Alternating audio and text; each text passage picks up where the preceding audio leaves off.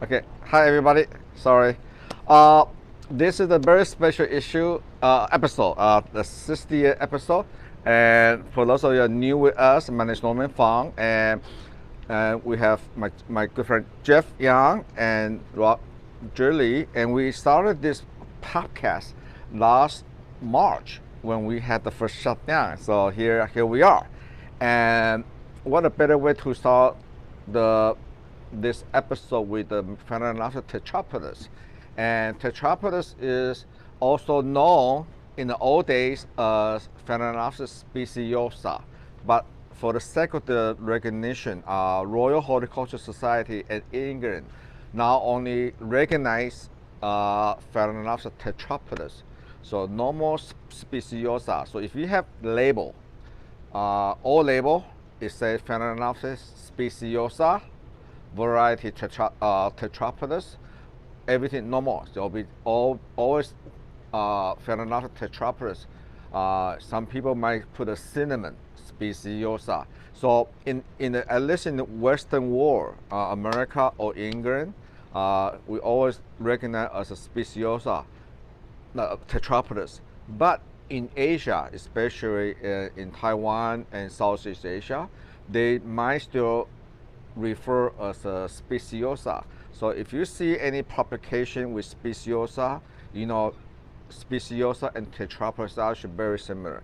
So this is very exciting because in the 70s and 80s, when I was when I was first get into commercial Phalaenopsis production, this type of species is kind of overlooked because in those days, in fact, in the 80s, we don't even have Tetrapodus. This is actually coming to us because the last 10 years, there's a big demand for the oil palm and for the oil production and in Indonesia. So Tetrapodus actually is native from the northern tip of the Indonesia, and in the area actually very close to the Indian Ocean. So initially, the initial we thought that the Tetrapod would be going to be really warm, almost like Homestead, Florida. So we actually, for myself, I would go very hot and steam it. And later on, at least for me in California, I had learned, and I do a lot of trial. They actually don't like it too hot. Maybe in their native area, they do have maybe elevation maybe higher, and they probably get a lot of breeze. So when you try to duplicate that kind of weather or the kind of heat and humidity, especially in the greenhouse, where you don't have humidity, you might not have good air circulation. You're going to get into trouble with a lot of the rotting problem. Okay, so I just posted a video what I showed earlier today. Last October, I did an experiment and I put two groups. This is the group of the Tetrapodus that is grown in the warm house with 65-degree night temperature, okay? And this is the one that actually grow in my Catalina house. This is from the intermediate house. The difference is this one, the night temperature dropped down to 45 this past winter. And they can touch it. Yes, the warmer temperature, it got bigger leaf, but they can actually tolerate the cooler temperature. This is the Catalina. They also receive the Catalina light at 2,000 to 3,000 foot candle. So the Tetrapodus, especially the C1, this is the C1 variety. You can always test the limit on this. This is a very fascinating species. This is Tetrapodus C1, and one of the characteristics for most of the Tetrapodus species, there's different color form of Tetrapodus. This is all different color form. I will show you one by one. No, if you put this in horizontal, Tetrapodus go like this, and in the pot, they always go this way. So in many ways, it's actually easier because a lot of species that some of the species die with banana is vertical, and the crown tend to stay inside, so you got crown rot. Because the species itself, can you show this? This is how they mount themselves on the tree. They go vertical. So this is, if you live in Florida or where you have hot and steamy summer, this is a good species to go mounted because the plant always go horizontal or this. So, but if in California, because my environment is always drier, I never keep my greenhouse about 60% humidity. So this is my way of mounted sort of. I got it in the pot, and they love sphagnum moss, okay? And this is why you see all this old leaf still there. If you go in the bark, the bark might dry between water, and sometimes the older leaf might drop off. So this is my version. I got it in the pot, okay? And look at this is really old. They actually kind of tilted, and I can actually some of the wall. I built some of the wall go vertical, and I can hang it that way. So this way, it got a lot of exposure to the leaf, and you actually take less space on the bench. So, but if you go on the bench, this is very perfect for going on the light. Look at this. This is Tetrapod C1, and this is one of the characteristics of the tetrapods. Look at it, it's got in the new spike for this year. You see here? And then the in season, because this is going to warmer temperature, so they actually flowers later. If you want to get them flower earlier, go in cooler. Okay? So look at, they are starting spiking now right now. But keep booming, you're gonna get one more spike, and maybe two here. So this is maybe a 6 years old stem prop. Okay, they get better with age. Okay, so the different. This is Tetrapod C1. This is like go warmer, so you got beautiful leaf. When you go cooler, okay, the leaf might be not as robust, but you get more flower. Okay, so tetrapods, I know some of you already put your orchid outdoor, especially in New Jersey, and I got a message to me last night that you might have a temperature might go down to 58 at night. Saying you had novelty phalaenopsis already went outside. 58 is not going to kill any of the novelty, especially tetrapods. They can go down, and I tested this winter. It went down to 45 degrees. The trick when you go down there, the low, is do not water them. I just do not water them. And then actually, when these go in the greenhouse by the Cattleya house, because in the moss, I only water every 2 months, maybe twice a month. Really depend on the temperature. The cooler the temperature, the moss will actually retain moisture longer. So it's actually very, very maintenance free. So you have to learn not to water when you go in the moss, and especially when the night temperature is lower. All right. How are we doing so far? Are you guys all recovered from Jamie's pre-jumper? Okay. So tetrapods being from Indonesia island, and there are different islands of Indonesia. For the time being, by the way, I'm going to plug in a commercial. Phal Fanatic, our new non-profit organization, that Jeff Young is the president, and my brother-in-law Roger is the vice president. Our new symposium coming up August 21st. I'm going to give you a world premiere of the tetrapods yesterday, today, and tomorrow. And we're going to go into the detail where they come from, because where the tetrapods come from, they from different islands, different region of the Indonesia.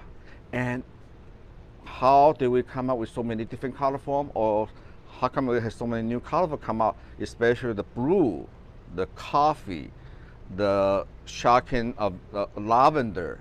There's a lot of behind the scene that's been bred from several breeders in Asia, and myself included, in America. And there's a lot of trick to breed the Tetrapods, especially the color form. And myself, I'm still trying for myself. For example, I'm still learning the breeding habit of Tetraborat Alba. Okay, this is the Tetraborat Alba, one beautiful Alba, and now we have the Tetraborat semi-Alba. Look at the lip on this, purple kind of reddish lip. Okay, so if you're not a member yet, sign up to a member. You're gonna see the in-depth of the detail of the Tetrapods breeding and also inference. And you might see some of the Jamie's jumper earlier. This is one of the happy camping, but this happy camping is using different color form of Tetrapods.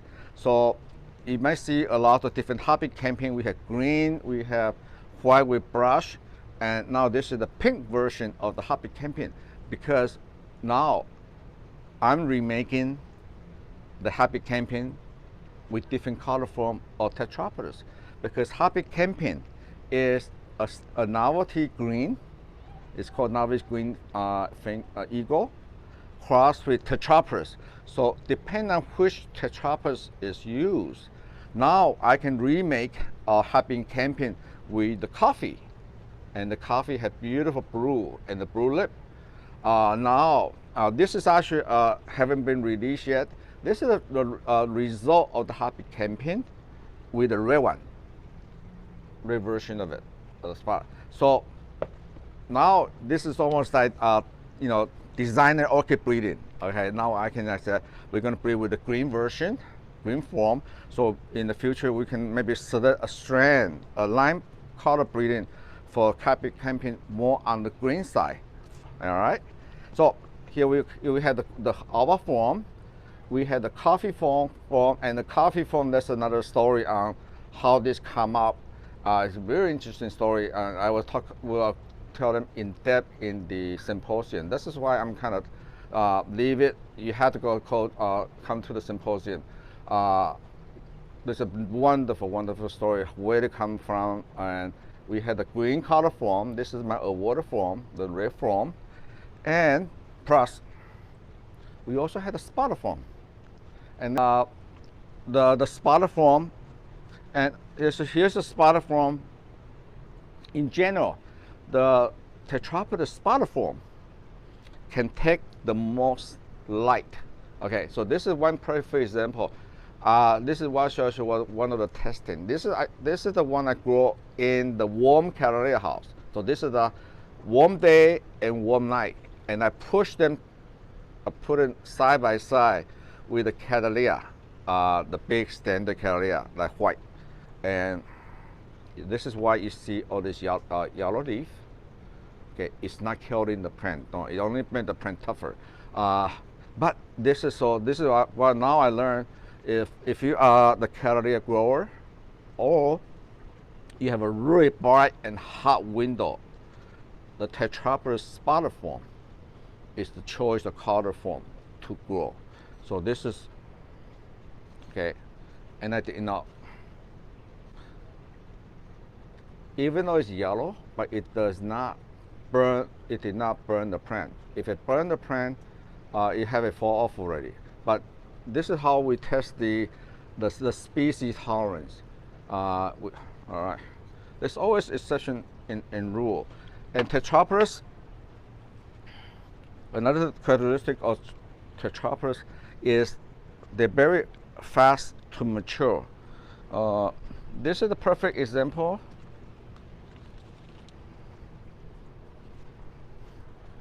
This is the spotted one. I'm going to show you the whole tray. Okay. This whole uniform. This is our NF2403. Okay, and this is the spotter, the Tetrapod spotter form with some candy stripe on that, and this is our line breeding. Look at how uniform. Every 100% of this strand, because this is the F1 already with sibling, will be all striped, all spotted form, beautiful spotted form. And I love this strand. This is why not all the tetrapods are created equal. Okay, the one from Norman is always better, of course. Look at this strand. It had the branching. In the native species, they rarely see branching, but here, first sperm seeding, you see the branching. Okay, this is why people get orchid from us. And look at this. This is first sperm, 2 spike. Not bad for first sperm seeding. So this is the spotted form. How uniform they are. And another thing we do is selective breeding is look at the root system. All right, every one of them have a good root system. And this is what we call the species vigors. So the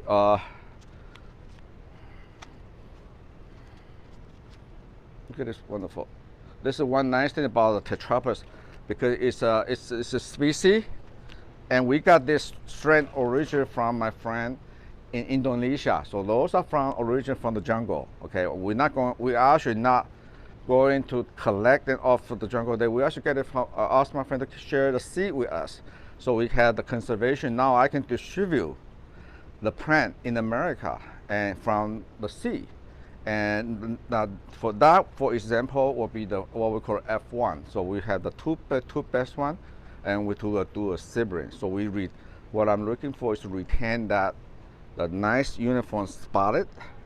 Some people like call it a Dalmatian spot, and also beautiful branching habit on the tetrapods. And lastly, but not the least, is the nice root system on it. All right. How many of you already have a tetrapod in any color?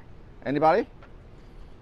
Okay, so when the tetrapods being so flat, okay, and another characteristic is the tetrapods, the flower spike, if you don't spike them, they're going to be flat. They are actually parallel, the same angle as the foliage. So unless you like, for us, I tend to like to spike them up a little bit, because sometimes when they are staying on the leaf, and if the faded flower, the older flower, we had thousands of plants. If the faded flower was sinuous, and then our staff did not have a chance to pick it up, they might rot it on the leaf, so it might cause leaf rotting. So always, and because they're sequential, they keep blooming, it's always good to spike them up. That way you can actually see the spike, they just go spiral. And this spike, I think this spike here has been spiking for about 2 years. They keep going and going. And this coffee form, for example, this is got a seed pod here, and the season, and this the spiking, the spotting here is going to be from all the way to October, November, because they are from Indonesia. Where the Nelly habitat is long day, they will have at least 16 hours a day. So when you have a greenhouse, they flower naturally. You have 16 hours. That is their season. But if you go under light, you can actually have them flower year round. You can, by having a good light, that from Jeff light, and a heating heat pad. So you can turn on the night temperature to at least 65 degrees at night, and then turn on your light to minimum 12 hours. And with the combination of heat, you actually stimulate the native temperature, light and temperature in Indonesia. So they're going to flower all year round for you under light. So that is one advantage of growing under light. And Tetrapods itself is perfect for under light. Not just under light, windowsill. All right. Now, what about the choice? I do not recommend to grow Tetrapods in the bark mix.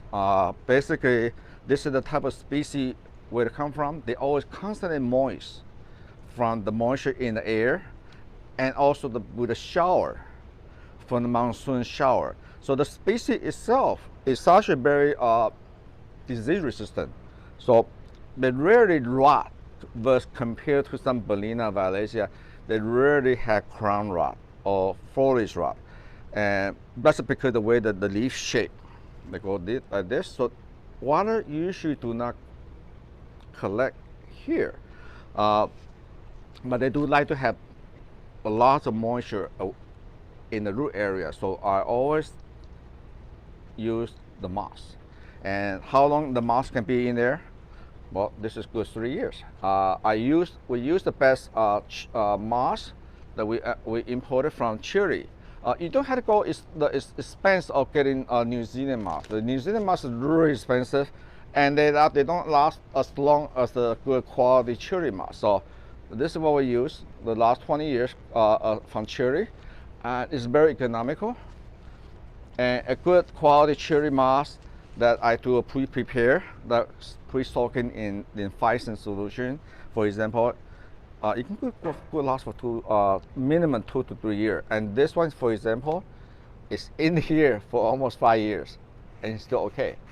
How do I know it's 5 years? Look at all the moss it's been growing. Okay. Let me put this back here. So this is, so if you do not have any Tetrapods in your collection yet, the MC1321, the Tetraporat C1 is an entry level. It's one of the easiest one to grow, and the Tetraporat C1 is a very special one. The story on this is it was originally from an importation 30 years ago from Indonesia to Taiwan, and this person named Mr. Chen collected because the spotting. And so the nice thing about C1, the spotting, the warmer the temperature, you see here, the older newer leaf, because warm, and like what is in the Cattleya house, the temperature get up to 95.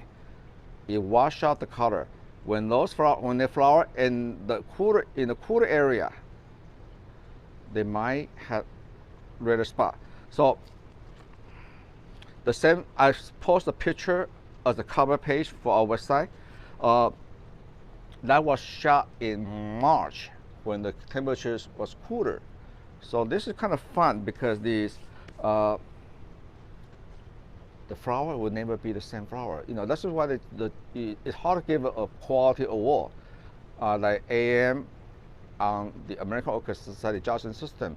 That's why the judges gave it a JC, judges commendation, because it's beautiful, but they cannot, because under the rule, they're not consistent. But this type of breeding is actually effect onto the next generation. So these happy camping, the original copy camping had the C1, the Tetraborat C1 in the background. That's why you see a lot of this happy camping had all the different spots, and they're kind of moving, jumping everywhere. That's because that's exciting about the breeding with Tetraborat C1, for example, is all this spot will be all different. Sometimes if you have a spike with 5 spikes, for example, different spike at flower at different temperature, different season, will be all over. So almost like you have a nice bouquet, a living bouquet of orchid kaleidoscope, different color form, and then so that was all one. Then we as a breeder trying to breed more consistent. So this is all using the Tetrapods, the red one. So that does not have the C1 in the background. So now we can create something more uniform color. Okay, so that's why you got all this. Now you have the pink version of the Tetrapods, and in judging table, this will be more acceptable for the judging because the uniform color. But this is pretty. But so this is because they have violation in the background. The leaf will be more upright versus the horizontal. All right. And Tetrapods make some beautiful primary hybrid. This is Tetrapods with Coniferae. Remember the Coniferae, the succulent miniature and heat tolerant species from Thailand. Okay, so this is Tetraborat conisteri with Tetraborat, and guess what? The leaf is like conisteri, and this one here is actually grow in my sales area, and also we did not heat that much in the winter time, and the temperature dropped down to 48 degrees. Doesn't hurt the things. So if you live in Florida, you can leave this outdoor year round. Even when you have a cold snap, you know, everybody had to have to remove all your vanda in the house. This is the one, the Tetraborat crossed with conisteri is NF2438. You can actually leave it outdoor, and they also can take a lot more light. So we actually go in with the Calaria light, and so that's pretty much the culture I do with Tetraborat. I would prefer to do it in the moss, and I feed in everything else with the rest of my Phalaenopsis. They are right now. You try not to mix the application of the fertilizer, because this is their active growing season. They're gonna produce a lot of flower. They're gonna use they are needing a lot of fertilizer. Okay, so this is one to make sure you don't mix the especially my fertilizer, the normal of fertilizer orchid mix twice a month. Mark it on your calendar. If you mix one, it won't hurt. It just less flower. Tetraborat, because the flowering season is so long, from now all the way to October, November, they're gonna require a lot of energy. So make sure if you cannot, make sure you do minimum feeding at least once a month, and then fertilizer, we also 5-cent solution, also a teaspoon per gallon of water. If you are growing them outdoor, okay, like in Florida, perfect. They love the heat. In New Jersey, they love the humidity. But if you're gonna have a lot of rain, okay, a lot of rain, like we've been raining for 10 days, 7 days, there's gonna be a lot of fungi in the air.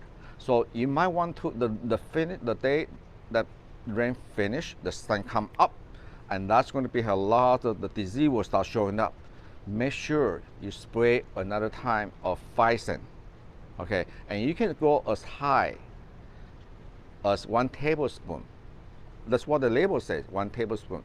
But as a preventative, I always suggest to only use 1 teaspoon per gallon and once a month. But when you go use this outdoor, you're going to expose to a lot of different elements, especially after the rain. So after the rain, when the sun come up, the humidity going to go up, the temperature going to go up. Spray all your leaf, all your orchid outdoor, not just Tetraborat, but your vanda, your Calaria, anything outdoor, is going to do them a lot of good. Now, I've been doing a lot of the podcast presentation lately, so I got to sit in a lot of the culture talk before my lecture. And one thing really struck me is there's so much stuff that people always say, what do I use for this pesticide and fungicide? And some of the suggestions coming, the name is actually, oh my God. Some of the chemicals that people actually want, the suggestion to use require, in California anyway, a pesticide applicator. It's really toxic stuff, you know. So try not to use less chemical if you have to, you know. This is what I'm trying to teach everybody. Prevention is better than the treatment itself. So create an environment and cut down all this fungi population versus trying to use a lot of toxic. I hope you do not use a lot of stuff if you grow them in the house, because once you, I will do a special podcast segment on pesticide application for inside and for outside. Okay, so a lot of them can go wrong. Okay, so you got to be really careful with what we use in the house in particular. All right, so another thing I want to mention on the Tetraborat is one thing, because the way the leaf grow like this, So the every leaf is very, very close together.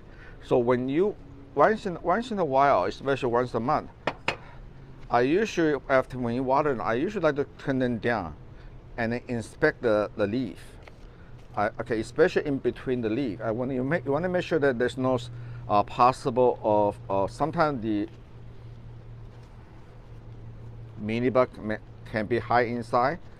Okay, or over the winter you might have some mildew. Okay, so this is when you actually want to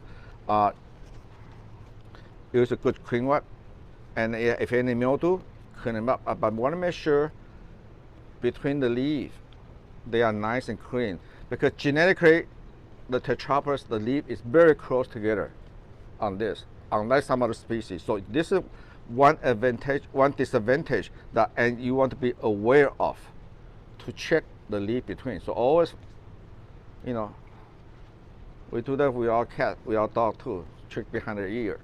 All right, so this is what I use. Other than that, the species itself is very disease resistant and on this.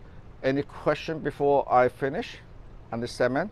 Okay, so if you like Tetraborat, that we mentioned this on my website orchids.com, there's a search box on the upper right hand side. All you have to do is just type in Tetraborat, and they will bring up what the Tetraborat species and hybrid that I have available at any given time on my website. And I may tell you, we probably have the most Tetraborat species and hybrid or clone in America. And that's because I've been passionate working with this species for the last 10 years, because this is the new, to us, this is the new species, haven't been done. It was not available in the early 70s, 60s, and 70s. So this, we're doing a lot of pioneer work, and I'm thank you for everybody. You can actually experience this type of breeding with me as we go along. Okay, and I think there's on the website there's a Tetraborat Alba cross with the green.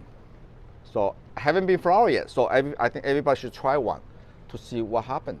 The nice thing about when I cross my green, this is the AMAOS one curve.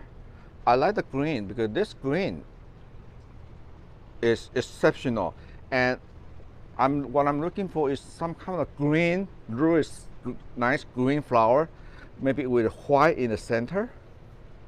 Okay, and we'll see. That's the beauty of the seeding. Okay, I think that will be it for today's Tetraborat. And if you are not the member of Phal Fanatic yet, sign up. This is